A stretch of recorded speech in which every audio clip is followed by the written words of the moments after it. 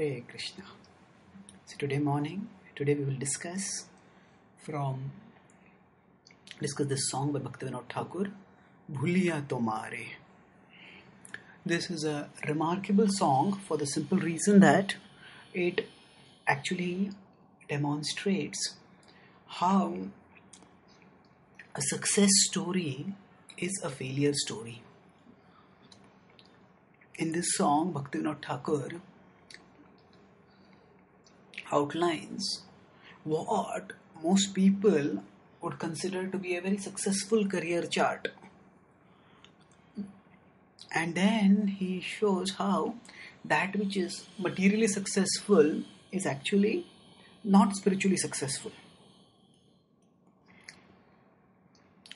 Bhuliya Tomare Samsare Asiya Peye Nana Vidha Vyatha. So, many of the songs of Bhaktivinoda Thakur are like direct addresses to Krishna. So, here he speaks, Bhuliya Tomare, my dear Lord, I forgot you. And Samsare Asiya, the material world is a place of forgetfulness of Krishna, and the more we forget him, the more we become settled in material existence.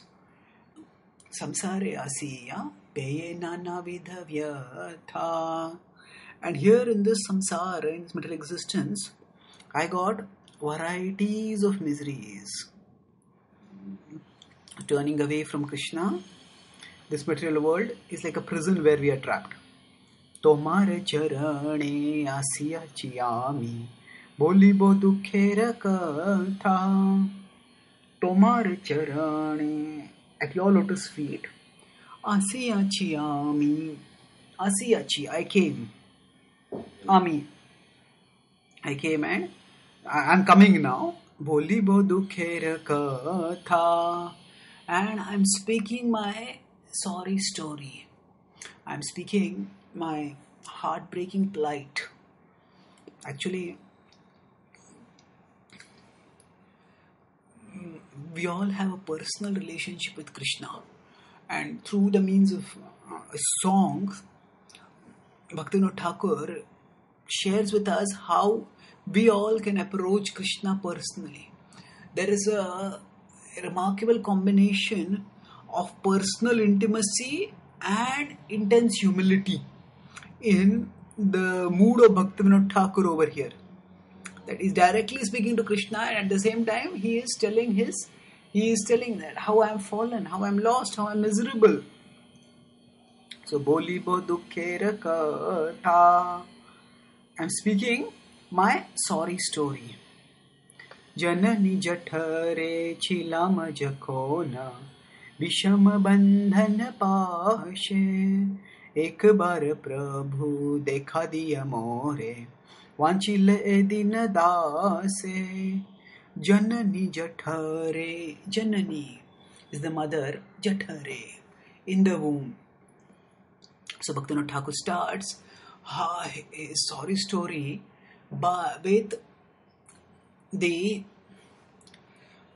birth itself, the moment we are born. Actually, he starts even before we are born, in the prenatal stage, we could say, in the natal stage, when we are in the womb of the mother. Janani Jathare Chilama Jakona. So in that tiny constricted cavity, Vishama Bandhana Pashe, actually I experienced severe bondage. For the infant to be trapped in that small cavity and sometimes turned upside down, sometimes tossed up and down because of the movement of the mother's womb. That is miserable. Now, from the biological point of view, some people say that the amniotic fluid and the womb act as a good shock absorber. Now, that is true if the infant were just a consciousness, we were an unconscious lump. But it is a conscious person, and consciousness does come soon within a few months it starts manifesting, and for that person to be just like if we are trapped in a local train, there may be enough space for us to stand, but if we are cramped from all sides, it's uncomfortable. So like that, the soul is trapped, and it's a state of great misery. एक बार प्रभु देखा दिया मोरे, वांछिले दिन दासे. एक बार प्रभु. So at that time, this is described in the 10th canto, in the 3rd canto of Srimad Bhagavatam, that how the child in the womb prays desperately to Krishna, to the Lord, and it says, please, O Lord, help me, rescue me, I surrender to you. And in the reciprocation to that intense call of the embodied soul in the infant's body, ek baar prabhu dekha diya more. So because of that desperate, intense, fervent call, the Lord appears. And Bhaktivinoda Thakur says over here, dekha diya more. My dear Lord, you should reveal yourself to me. But then, vanchilo e din dase, vanchile. Unfortunately, you are lost to me. Now, it is for the soul to have connected with Krishna and then to have lost that connection is the greatest bereavement. It's not that the Krishna abandons, but Krishna wants our surrender, which is wholehearted, not which is compelled. So, when surrender is offered under duress, under the misery, that is good. At least at that time we are going towards Krishna. But the test of our devotion is whether when we have alternative ways of enjoyment, even at that time we stay faithful, we stay devoted to Krishna. That is the test of our faith. And when the faith passes through that test, then that faith becomes glorious. So Krishna gives us a glimpse of His sweetness, of His shelter, and then He allows us to come in this world where we can experience the alternatives to Him, and after due deliberation choose Him. So, but Bhaktivinoda Thakur is talking from the point of view of his having lost that shelter, of the soul having lost that shelter, and he says, "Vanchile din dase." Oh, this fallen servant, he lost you, my dear Lord. He lost you. He became bereaved. So at that time, in the womb, what does the soul pray? Takhon bhavinu janam paiya koribo bhajan tava janam hoilo padi maya jale na hoilo jnana lava. Takhon bhavinu janam paiya. Takhon bhavinu. So at that time, bhavinu, I prayed that in the future, janama hoiya, when I will be born, koribo bhajan tava, I will worship you, koribo bha. So I prayed that, my dear Lord, now you have delivered me, I will surely worship you. I will surely worship you in future. We often also pray when we are under some intense misery, Krishna, just get me out of this misery. Please rescue me. Please give me your shelter. And in the future, I will surrender to you. I will not let myself get distracted from you. Please help me, my Lord.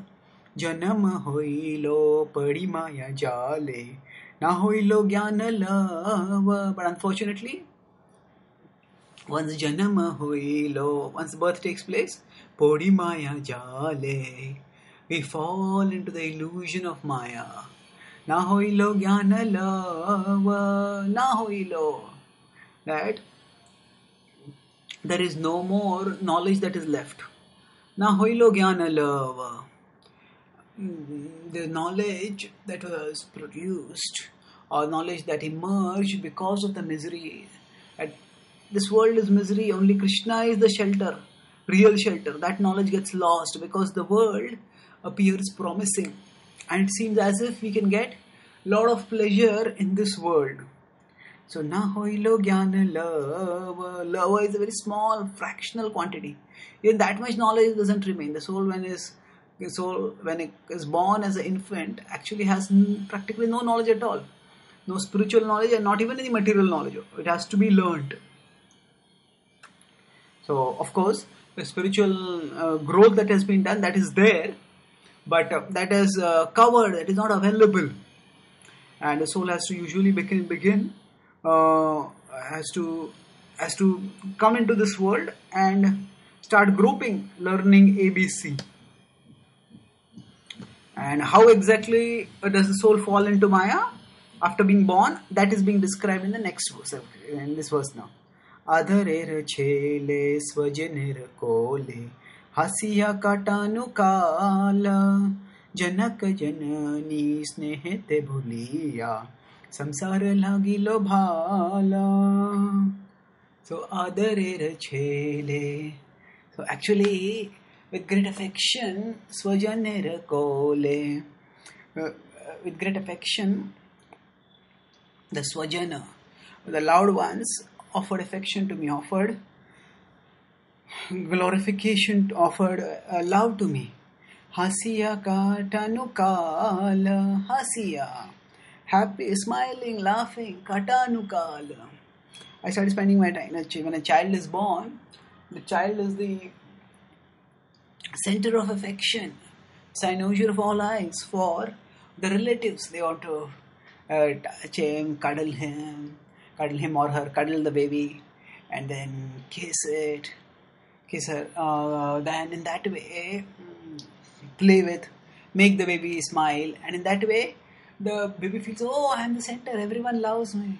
And hasiya katanukalam, started happily passing the time. जनक जननी स्नेहते भूलिया संसार लागilo bhala. Janak Janani. The word janani is coming again.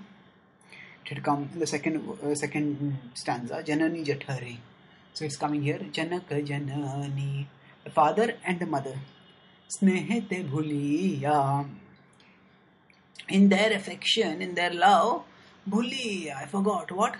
Samsara lagilo bhala. That this world is a nice place. It's an enjoyable place.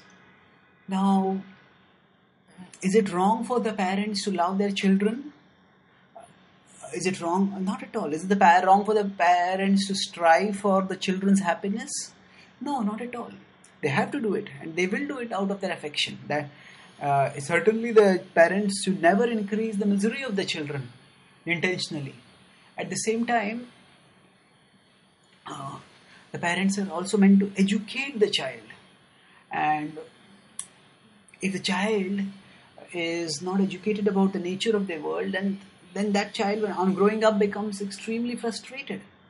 And even at a material level, parents who pander to every whim of the child, those children on growing up become spoiled children who suffer from the disease of entitlement. They feel that, I'm entitled to get this, I'm entitled to get that, I'm entitled to get that. Every toy that they want, every trinket, every gadget that they want, the parents provide. And when they grow up and they go in college and say they find a boy finds a girl who looks good, or a girl finds a guy who looks hot, and they want, and then somehow that person doesn't reciprocate, and they just can't take no. And those who have been spoiled children in their childhood, when they are forced to take a no, they are forced to a situation where they don't get what they want, they become extremely frustrated. So, what is the solution? Sometimes the children just who have grown up into teenagers or youth now, they may just attack and pour acid on the girl who has spurned them, or just take a gun and shoot her, or take the gun on themselves and shoot them. So all this extreme frustration comes because of unrealistic expectation. So certainly the parents should love their children, but the parents need to not create unrealistic expectation in the children that, oh, this world is a wonderful place, all my desires will be fulfilled and I'll be happy here. Rather, while providing for the comfort and the growth of the child, the parents also have to provide education that in this world there are many things we will not get because this is not our home. This is the place of transition. And rather than trying to settle down here comfortably by getting various things, by getting all the things that we desire, we need to focus on going beyond this world. It's just like a doctor has to definitely care for the patient, and whenever the patient is in pain, the doctor has to give pain-killing medicine. At the same time, the doctor also needs to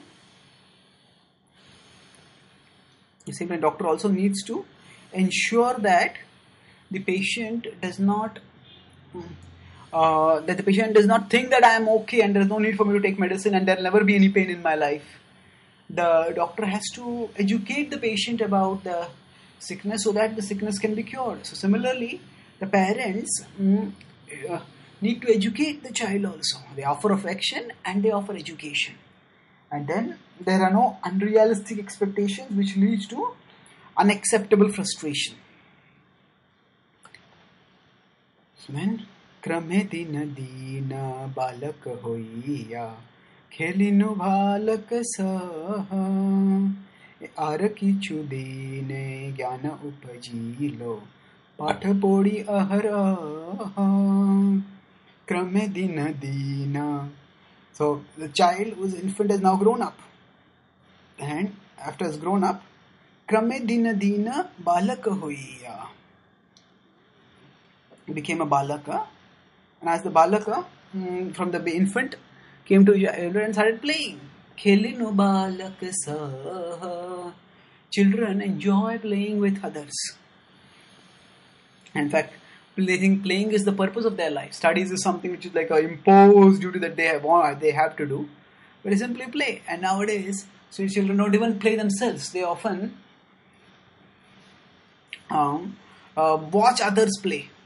That means they watch sports or they play video games where actually there's no exercise for the body also. There's not much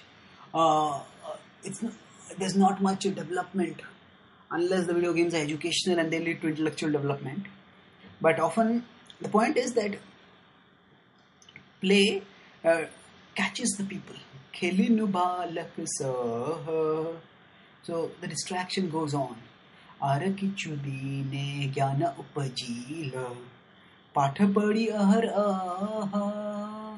So as time some more time what? Jnana upajila. So it says that I started acquiring knowledge. Bhaktivinoda Thakur is telling his own story. And patha padi ahara. So day after day, day and night, I started studying. So here Bhaktivinoda Thakur is demonstrating that he is not talking about a sluggard, a dullard, a failure who just plays and fools around and doesn't study at all, neglects the responsibility of studies. He says, no.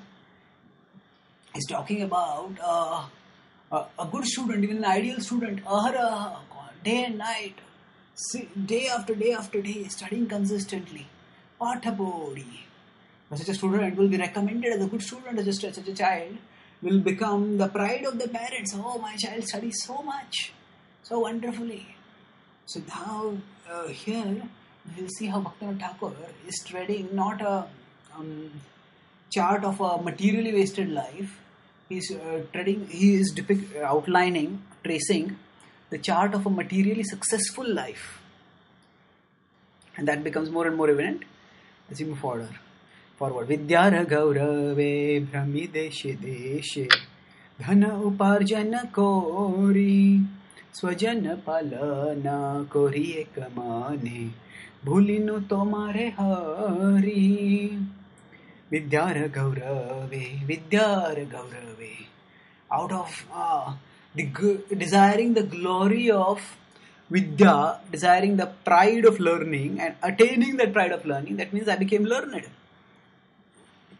And based on my learning, I was invited, come give a lecture here, come do a project there.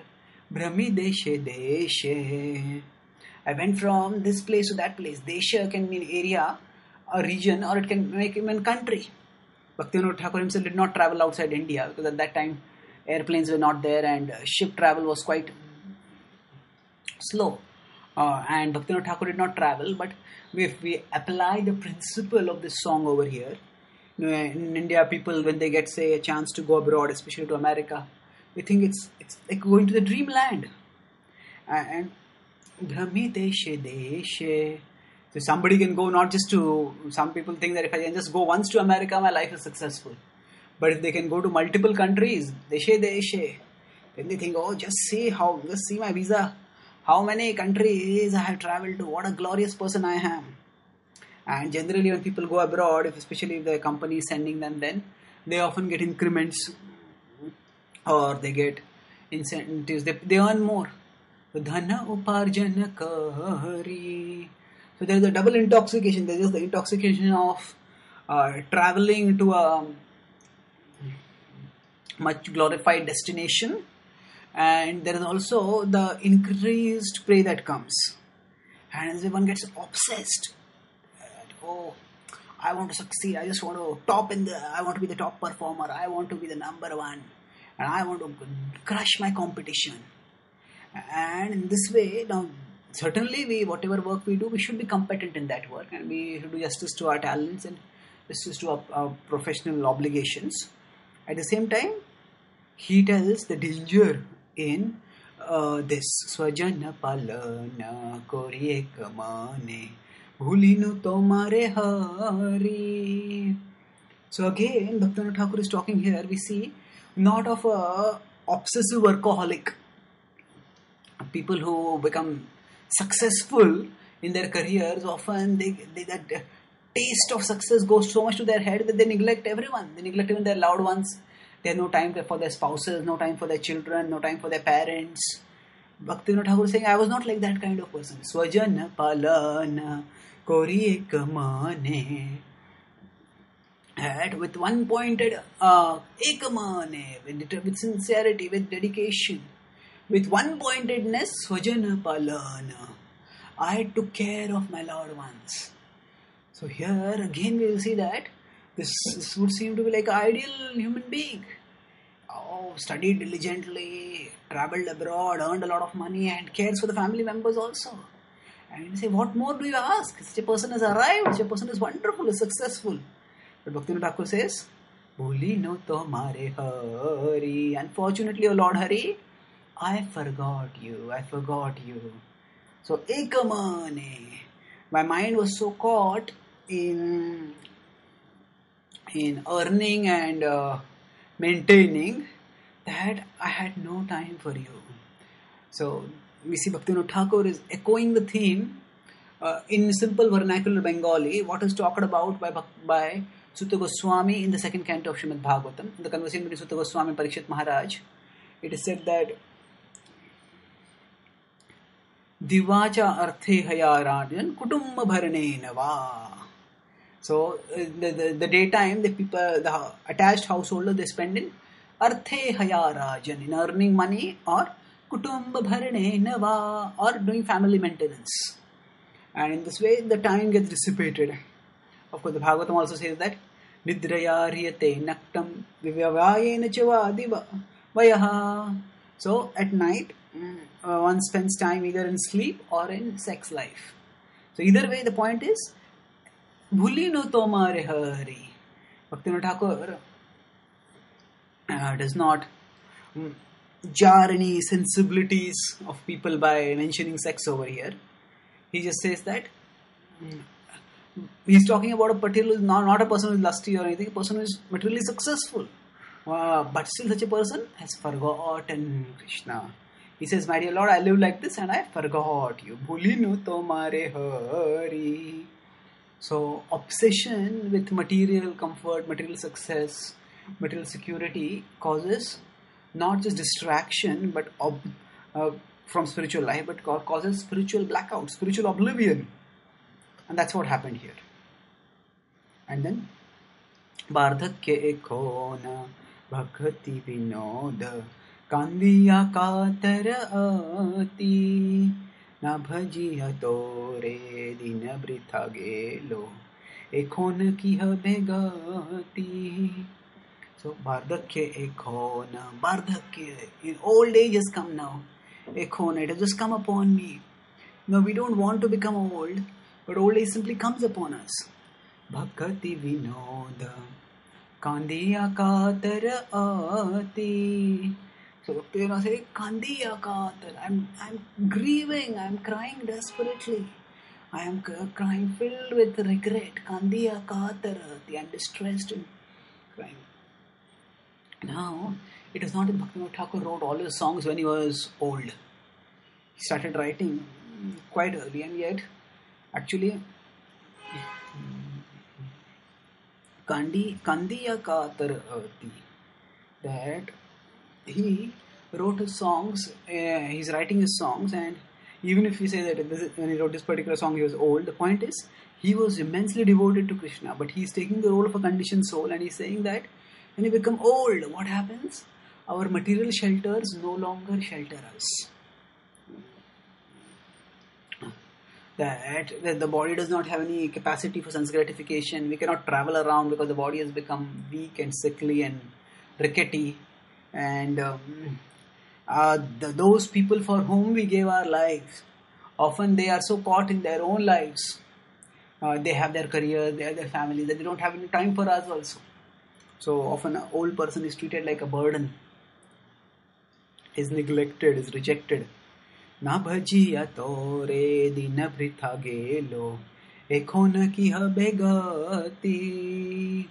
So na bhajiya tore, my dear Lord, I did not worship you, I neglected you. Din britha gelo, my life has been wasted. Britha means wasted. My life has become wasted. Why is Bhaktivinoda Thakur saying that my life has been wasted? Because he's saying here that actually, what did I achieve? Whatever we have achieved materially, it starts slipping away from us even in this lifetime. Sometimes nowadays people are getting more and more degenerative brain diseases, because of which a person may have been the president of America, but if the person slips into Alzheimer's, then the person cannot remember I was the president even in this lifetime. So what was achieved? Everything that was achieved was lost. Now we may say, oh, there are extreme cases. I may become a great cricketer or a great movie star, or I may become a big politician, and I will be in good health till the end of my life. And I will remember, I'll have full control over my faculties, and I will enjoy my position and prestige and power and achievements. But still, we can see that it is all slipping away from us. And suppose we have got a bucket of some precious liquid, some life-saving medicine, and we have got a bottle of that, and the bottle has got a leak, and there is no way to fix that leakage. We have nothing to fix, and nothing can fix that leakage. And we just see that precious medicine just leaking away, dripping away, getting wasted. With every passing moment, a drop is going out, and at the end, although we treasure that medicine, it will be lost. So like that, life is just going away, drip,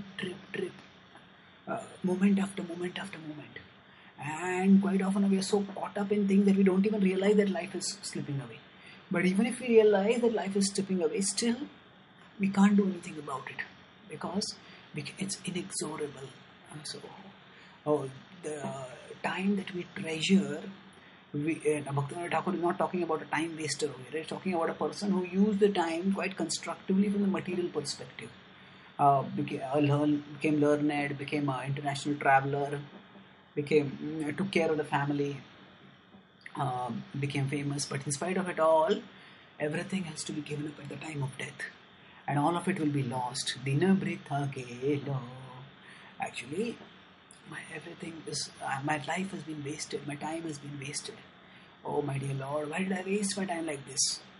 Ekhona ki habe. What will be my destination? Khona. What will be my destination?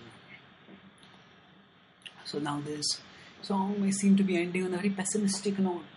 Bhaktivinoda Thakur is saying, what will be my destination? And he is saying that, oh, I am old, I have not worshipped Hare, and my body is weakening now, I am crying, what will happen to me?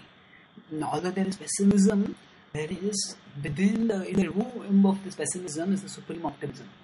Because amid this pessimism, the person is not, Bhaktivinoda Thakur is depicting that the person is not wallowing in self-pity, feeling sorry for oneself. Rather, he is actually come to Krishna and take shelter of Krishna. And the very fact that the person has realized that that Krishna is what I need desperately, and without Krishna I have no shelter. And that's why, as he said, Tomare Charane Asiyami Shami Bolli Bodukhe Rakatha, as he said in the start of the song, that I have come to your feet, my dear Lord, to tell my story. So he comes here and he speaks this, he's seeking shelter of Krishna, and the very fact that he's admitting his destitute condition, his desperate condition, his helpless condition indicates that he has recognized the need for Krishna's shelter. And the more we recognize this need, the more we take shelter of Krishna wholeheartedly. And by thus taking shelter of Krishna, we attain life's eternal destination. We get relief by taking shelter of Krishna. We get relief from this material misery, and we get released into spiritual existence, into a life of eternal love with Krishna. So just like a person who is very sick and understands that I have not taken the medicine for so long, the disease has become acute, but thankfully it's not incurable. It's curable, and having understood the gravity of the disease, having understood the enormous blunder in neglecting the medicine for so long, now when the person comes to the senses, the patient will take the medicine very earnestly, very diligently, and will be cured. So like that, Bhaktivinoda Thakur is saying, better late than never. So even in old age, if somebody comes to the shelter of Krishna and recognizes that I wasted my life, then that person can take shelter of Krishna and attain by Krishna's shelter the supreme perfection. And by meditating on songs like these, which Bhaktivinoda Thakur has sung in this particular song, we can prevent our life from becoming a sorry story, where we may become materially successful, but we end up becoming spiritual failures. Instead, of course, the worst possibility is that we may not even we give up Krishna, we become spiritual failures because we are only materially successful, and sometimes we don't even get material success, so we fail both ways. But we don't have to do like this.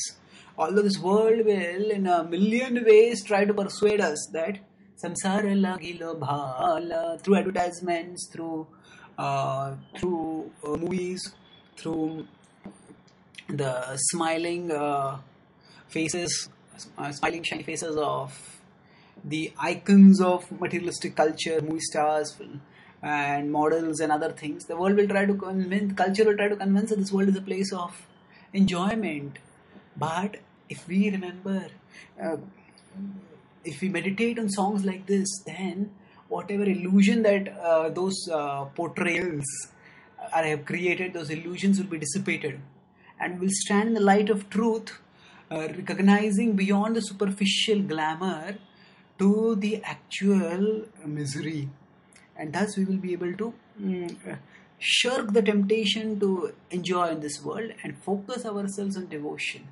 And with that devotional disposition, when we serve Krishna, we can achieve wonderfully even in our career. But that material achievement will not be at the cost of our spiritual development.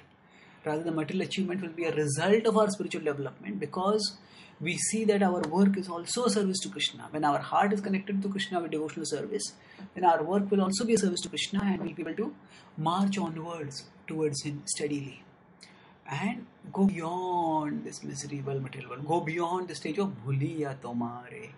We will be able to remember Him and relish that remembrance eternally. Thank you. Hare Krishna.